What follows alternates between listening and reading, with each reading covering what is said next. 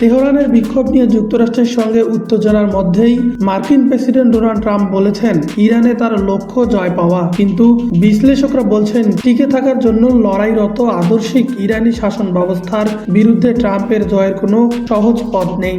ইরানের সাম্প্রতিক উত্তাল পরিস্থিতিতে মার্কিন সামরিক শক্তির প্রয়োগ নিয়ে বিশ্বজুড়ে নানা আলোচনা চলছে।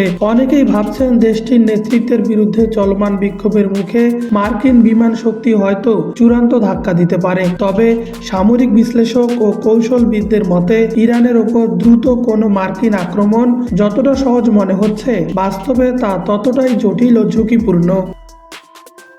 ইরানের শাসন ব্যবস্থা কোনো একক ব্যক্তির উপর নির্ভরশীল পিরামিড নয়, এটি একটি নেটওয়ার্ক যুক্ত রাষ্ট্র যেখানে সর্বোচ্চ নেতার কার্যালয়, বিপ্লবী গার্ড বাহিনী, গোয়েন্দা সংস্থা এবং ধর্মীয় প্রতিষ্ঠানগুলোর ক্ষমতা একে অপরের আত্মসম্পন্ন যুক্ত। এ ব্যবস্থায় শীর্ষস্থানীয় কাউকে সরিয়ে দিলেও পুরো কাঠামো ভেঙে পড়ে না, বরং এদের বিকল্প কমান্ড সিস্টেম যে কোনো বড় ধাক্কা সামলে নিতে সক্ষম।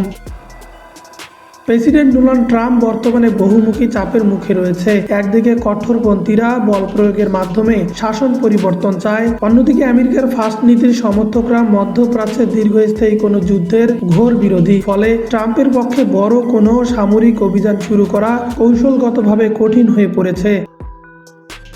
ইসরায়েল তেহরানের বিরুদ্ধে কঠোর পদক্ষেপ চাইলেও উপসাগরীয় দেশগুলোর, বিশেষ করে সৌদি আরব, কাতার ও ওমান উত্তেজনা হ্রাস এবং কূটনীতির পক্ষে।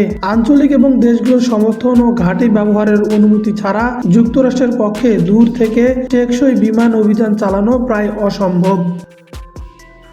নেতৃত্বকে লক্ষ্য করে শিরোচ্ছেদ হামলা অনেক ক্ষেত্রে সিনেমার মতো মনে হলেও এটি ইরানের মতো নেটওয়ার্ক রাষ্ট্রের জন্য অকার্যকর। সামরিক শক্তি দিয়ে হয়তো কিছু স্থাপনা ধ্বংস করা যায়, কিন্তু এটি কোনো দীর্ঘমেয়াদী রাজনৈতিক পরিবর্তন বা উত্তরাধিকার নিশ্চিত করতে পারবে না। বরং এ ধরনের হামলা ইরানি কঠোরপন্থীদের আরও একাত্মবদ্ধ করতে পারে। 2011 সালে লিবিয়ায় অভিযান একটি সতর্কমূলক উদাহরণ হিসেবে রয়ে গেছে। বিমান শক্তি বিক্ষোভকারীদের আকাশ থেকে রক্ষা করতে পারে না বা একটি টেকসই নিরাপত্তা ক্ষেত্রেও তৈরি করতে পারে না। সামরিক শক্তি বড়জোর ইরানকে আলোচনার টেবিলে বসাতে বাধ্য করা এবং উচ্চ ঝুঁকিপূর্ণ প্রচেষ্টা হতে পারে, বা অনেক সময় হিতে বিপরীত হওয়ার সম্ভাবনা থাকে।